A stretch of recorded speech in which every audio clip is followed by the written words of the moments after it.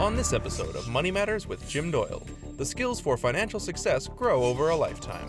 Isabel McKenzie, Sheila Biggers, and Evelyn Zellerer show that you're never too old to learn.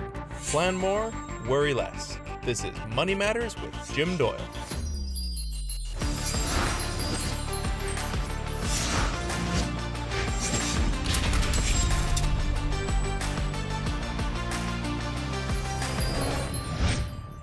On today's show, we'll be exploring balancing needs and wants, budgeting and goal setting, and how the financial habits we develop as children set us up for life. However, the growing use of payday loans, rising debt, and people struggling to afford their lifestyles could be signs of trouble on the horizon. But before we dig into that, I sent Paige to ask, when it comes to financial literacy, how early is too early to start? Kim, what do you think is a good age to introduce the concept of financial literacy, and why? I think about 5 or 6 when kids start getting birthday money, and I just think they begin to understand that things cost, when they're saying, hey mom, just write a check or give them your credit card, that they need to understand that there's a cost to this. 6 years of age, And why is that? because it will carry them throughout life. I started my grandson when he was 8, picking berries and selling them out front in his little red wagon. And he was 8. He's 26 now, and he's very tight with his money. Well, I think the earlier the better, because money tends to, it grows exponentially if you start young, and if you have an RSP, then when you start in your 20s, it's going to leave you with a really nice nest egg. Do our financial values come from what we learned as children? I think that's a really good starting point for our financial values, and certainly a lot of what we do in life comes from what we learn as children, but there's so much more that we learn all along the way. And what's your experience with this been, Isabel? Well, I think Avram summed it up quite nicely when he said that if you start saving young and you have good financial skills throughout your life, that will assist you in your senior years when you're retired, so that you have the income you need to live the way you want to live. Now, we're going to need a lot more skills, I guess, when we become seniors. Where does that basically come from? Well, it comes from a lot of places. I think learning financial literacy in school is a good place to start, but before that is our home. So watching how you spend your money so that your children can learn from you is a good place for it to start. Well, I think what's important as we age, the financial skills and the financial decisions we're making as we're starting out on life are building for our retirement years. But then we have to look at other skills. So it's not just about how to invest money. It's about our estate planning. It's about powers of attorney. It's about another set of tools necessary for financial literacy in our senior years that are not as important as the tools we need for financial literacy in our younger years. How many of us in our younger years are going to consider the day that we might have other skills we have to fall back on later in life? Well, probably not too many. Though I think what we can teach people earlier in life is that they can look a little window ahead. And so if people can look a little window ahead, then they can start to think about the longer window ahead. So for example, at a very young age, you can teach people to save money for their goals. Is it a cell phone they want? Is it a trip that they want? And from there, you can build and start to say, well, when you want a house, or if you want to pay for education, and when you want to stop working and travel for the rest of your life. Now, we work with a lot of clients who over the years are almost a little bit desperate that we would give their children some of that financial education. We'll be right back. And they don't save anything, and if you're always spending everything that comes in, you're never going to have any savings.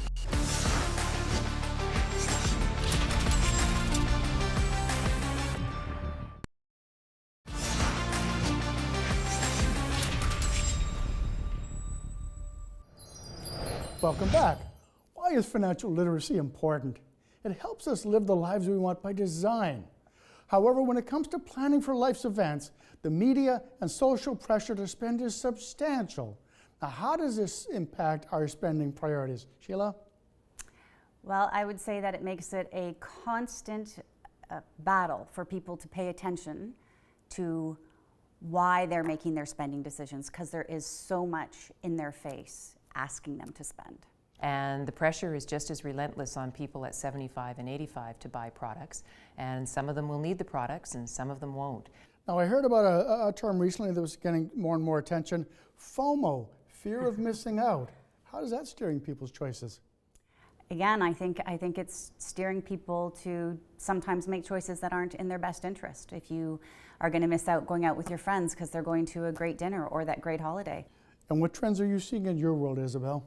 Well, I think for seniors, some of the concern might be that they're worried they're not keeping up with the newest and latest of everything, and so they get convinced they need something that they really don't need. And it's more about they're just wanting to project an image that I'm still young and I'm still able to enjoy and do what younger people do, and there's a lot of pressure to do that. I think the old truisms that mom and dad taught you about having enough money in the bank is always a prudent way to live. I think what I'm hearing, listen to mom and dad. I met up with Dr. Evelyn Zellerer, founder of Piece of the Circle, to ask about parents taking an active role in their kids' financial education. So for those families that feel teaching their kids financial literacy is their responsibility, why do they have such a difficult time doing it? It's a very good question, and I find it fascinating that money is such an emotional charged topic, and it's often taboo, so people feel uncomfortable talking about it. Now we hear, the kids see everything that you're doing financially. What do you say about that? Absolutely, without a doubt. Our kids are so aware, and we don't give them enough credit for how much they are aware and how much they take in from everything around them. And so we don't come into the world with financial literacy. It's something we have to learn. So we learn it from our parents, from the people we play with, from TV, and we just absorb all of that, both consciously and unconsciously. So everything I needed to know about money I knew by 5 years of age? Part of it, yes, definitely. You actually learned a lot by 5 years of age, not all of it, because our growth is continual. Our learning is lifelong. It is a lifelong journey. So I'm still learning about money and my money issues and what I want to create in the world and continuing to open up possibilities. So one of my favorite questions is, what else is possible? What else is possible? Exactly, what else? It's limitless.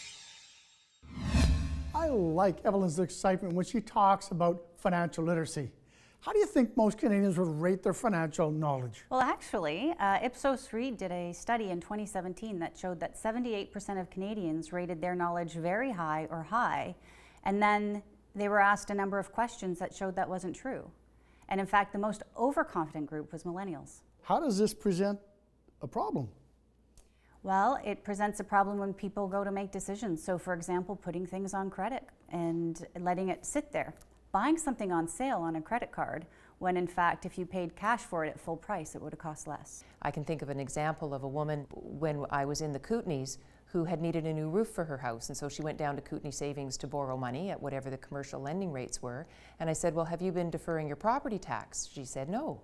I said, well, if you deferred your property tax at simple interest compounded but at 0.7% and saved that money for the new roof, you would have been further ahead than borrowing money from the bank. And so it's those kinds of more nuanced sorts of financial aspects that I think people always have an opportunity to learn more about. Isabel, what I've just heard there sounds like she needs a great financial planner in her corner. Okay. Let's go back to Paige to ask, is there a disconnect between our money expectations and our financial habits? Patty, some people are overwhelmed by personal finances. Why do you think that is? I think because when they reach 20 and they learn how far they're in debt from going to school, it's overwhelming to them. And probably because people really didn't start to look at their finances seriously until about 20 years ago. Well, I think that there's a number of reasons. I think people have too many choices today, and that can be overwhelming because everybody tells you this is a good thing and that's a good thing, and there's some advantages to this and advantages to that. They weren't taught from a young age, and I sell real estate, and I just see a lot of people that think that all of their income that comes in is expendable. and they don't save anything. And if you're always spending everything that comes in, you're never going to have any savings. In today's increasingly complex world, is being overwhelmed by personal finances a pretty common thing? What's your sense of that? Well, I think for the older population, things can become more overwhelming because they're dealing with so many other issues. Oftentimes it's health issues.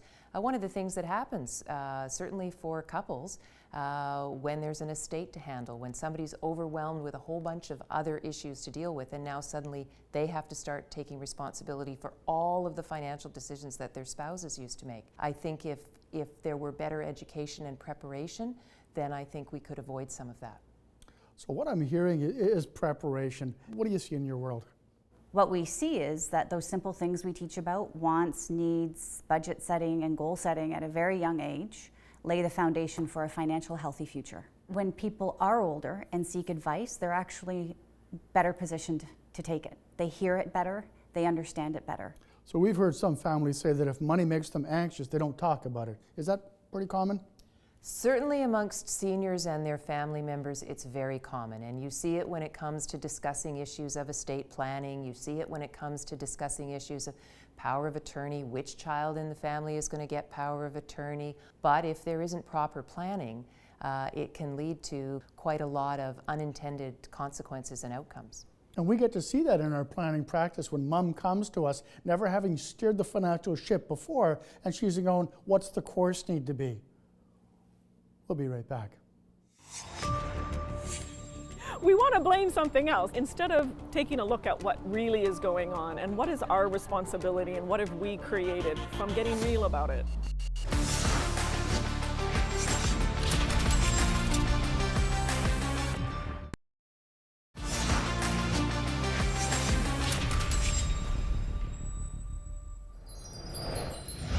Welcome back. How does a lack of financial literacy present itself in daily life? It shows up in poor decisions that can have long-term consequences. It presents itself in lots of different ways, from people carrying debt that they shouldn't have, not being able to buy the things they need because they're buying the things that they want. Now, we see some of our clients as part of the aging process reluctant to make decisions, okay? Is that your experience?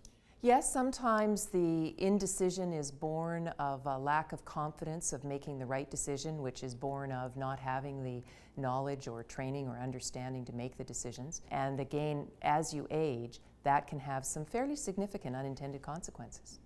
Now, we talk about parents teaching their kids, but if the parents don't feel that they have the skills to teach their kids, where does that go? There's a lot of different places that they can learn them. So children will learn those skills at school and hopefully bring some of those skills back home to their parents with workbooks or worksheets that they've got. They can also learn them from their friends if their friends are financially responsible, and in the workplace. And if they're lucky enough, they've got junior achievements in their school right. Give them that little boost. That's right. Let's go back to Paige as she asks, why start young when it comes to financial education? So we talk about financial literacy being a lifelong journey. Why do you think that is? I think that if you don't have financial literacy, then you're really not able to think constructively about how you want to set up your future. Because we need money for our entire lives. There are lots of people who have no money when they reach the age that I am. And it's because it was overwhelming to them, and because of all the changes that happen with rentals, purchasing. You never know what life is going to throw at you. It's, there's always the unexpected. And so I think it's just important to save. And I also think that as you save, that can snowball into more money if you plan and invest it well. Just like if you spend too much and have credit card debt interest, that also expands in going the wrong direction.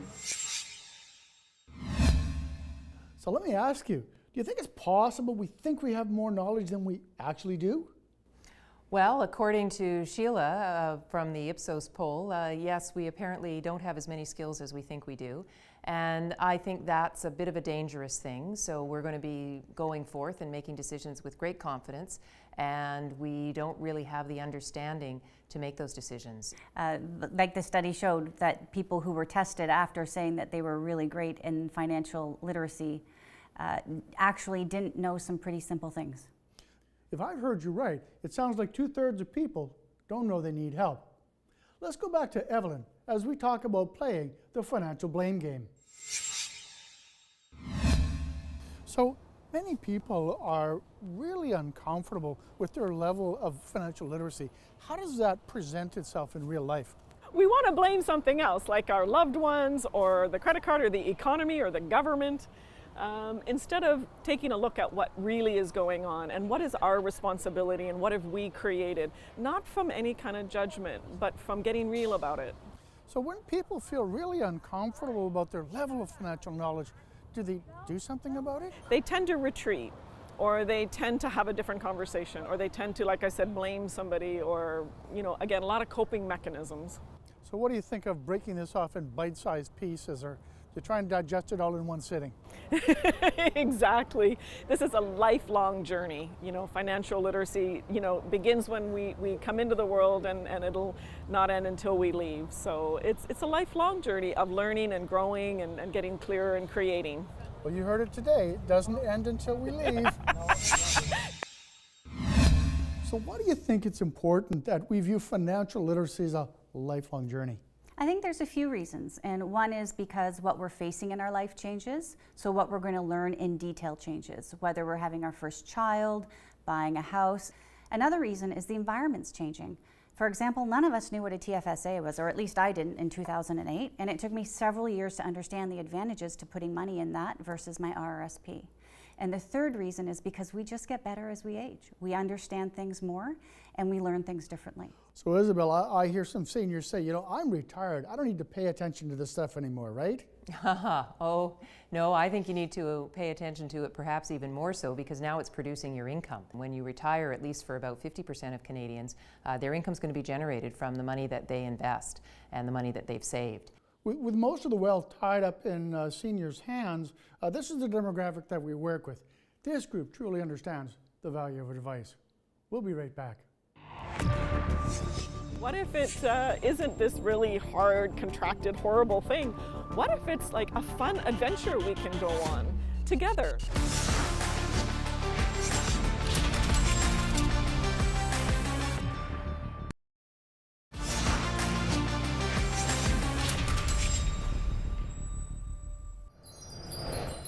It's now time to get our panel's final thoughts on financial literacy, a lifelong journey. Now, Isabel, what were your thoughts today? It's imperative that we keep learning about our financial needs, about the financial tools that are out there to help us in our retirement years, because what we do and the ability to do it is determined by our income, and we're basically responsible for generating our income in retirement. Maybe it is talking to your kids who might have some more financial literacy than you do. Find out who it is you need to talk to and be informed enough so that you can know you're getting the right kind of information from the right kind of person, and that will help to make sure you don't steer yourself down the wrong road and find yourself with no money and no nest egg that you had saved once you're 5th or 6th year into retirement. I like your advice. Don't steer yourself down the wrong road. Let's go back to Evelyn for her final thoughts. So what are your final thoughts? That it's time for us to have these authentic, vulnerable conversations about money and to have no judgment about it. Now the kids, they pick up on everything that you do, both good and bad. What would you say to that? Exactly, they do, and that's just the way it is. So what can we do with that? So let's clear what's not working and let's create what will work for all of us, individually and collectively. Now, I like how you said earlier about financial literacy. It's not done until you're done. Exactly, it's a lifelong journey. And what if it isn't this really hard, contracted, horrible thing? What if it's like a fun adventure we can go on together, like individually and together, because we all are in it together. Now, if you had one last tip for our viewers today on financial literacy, what would that be? I'd invite you to have the willingness to have that conversation and to know that you're not alone. So there's many experts, there's many books, there's courses, financial therapists. You know, just be willing to lean in and be willing to let go of the judgment, especially of yourself. So Sheila, what key messages do you have for our viewers today? The younger you start, the better your foundation is going to be. So if you have children or if you're a young person yourself, don't be afraid to ask the questions and really expose yourself to the ideas. So I think it's important that people take a good look at those in themselves so that they can become financially well. So what advice would you have for parents that aren't talking to their kids about money? You know, I would say find something simple that you can engage your child on, and I'll give you a great example. I was at a friend's house the other day and they accidentally let their mint plant take over their whole garden. And so I was talking to them about what they could do with it, and she simply said to me that, well, you know what, my kids are turning this into a business. We're gonna cut off the mint plants and we're gonna sell it. I'd love to see what starting that mint business does for the kids 20 years down the road. You know, financial literacy is a life changer. So what are my final thoughts? From understanding your money choices to a sense of control and confidence in your future to managing change, these are the hallmarks of financial success. For more ideas, follow me on Twitter at @JDoyleVancouver. I want to thank Isabel, Evelyn, and Sheila for sharing their time and expertise here today on Money Matters. Because financial aspects touch so many elements of our lives, it pays to get great advice. Plan more, worry less.